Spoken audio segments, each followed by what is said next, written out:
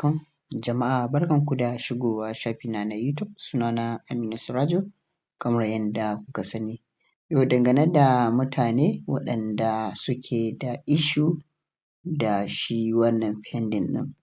Za ku ga mutane da dama sun yi KYC amma ba a amsa ba, sannan yana pending. To ku tsaya ku kalli wannan bidiyo daga farko har ƙarshe in dai ka san kana da matsala ta pending. Idan yau ne farin haɗuwarka da bidiyo na, to ga alamar subscribe, ga liking, ga sharing, ka daure ka tura ma mutane domin su amfana. Idan kuka kula account ɗin nan ga shi nan pending nan ma alama ce ta pending, nan ma pending, nan kuma in review kamar yadda kuke gani. Sannan abu ɗaya na saita shi ne passkey. Kai ma passkey kawai za ka iya saita in ka san za ka iya riƙe security wayarka, ko da ka canza waya in suka buƙata za ka iya sa shi, to za ka iya sa passkey. Authenticator kuma optional ne, ba dole ba ne ba. Yawwa, da authenticator ɗin nan ba dole ba ne ba, sai kun kula da kyau. Yau da farko abin da za ka yi nan shi ne daga sama ga inda aka rubuta identity nan gurin in ka jawo kaɗan za ka taɓa identity.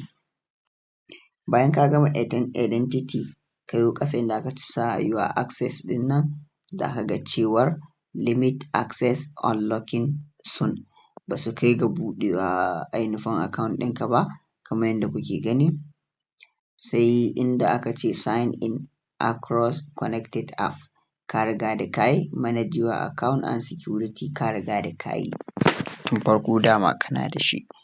To abu na gaba kuma da za ku duba ku gani suka ce your verification journey. Kun ga na yi confirm wallet ya yi done.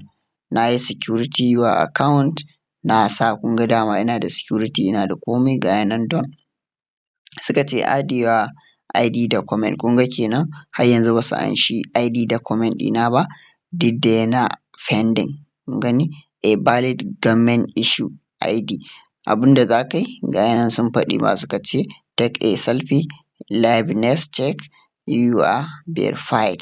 Abu na ƙarshe kenan. Idan kuka kula na riga da na sa email, phone number ga shi nan, sai wannan issue date ɗina na ainihin yin KYC ɗina kamar yadda ainihin kuke gani.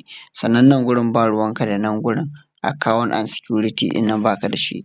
Idan ka shigo gurin za ka iya goge account ɗinka ma ba tare da ka sani ba. Wannan kenan, dama na muku bidiyo a kan yadda za ku yi ainihin KYC, kowa ya san yadda zai yi wannan KYC ɗin, ka taɓa ko da in ka sa shi yau to sai ya yi 24 hours ka ƙara sawa. Wannan kenan, nan ne ƙarshen wannan bidiyo. Na gode, mu haɗu a bidiyo na gaba.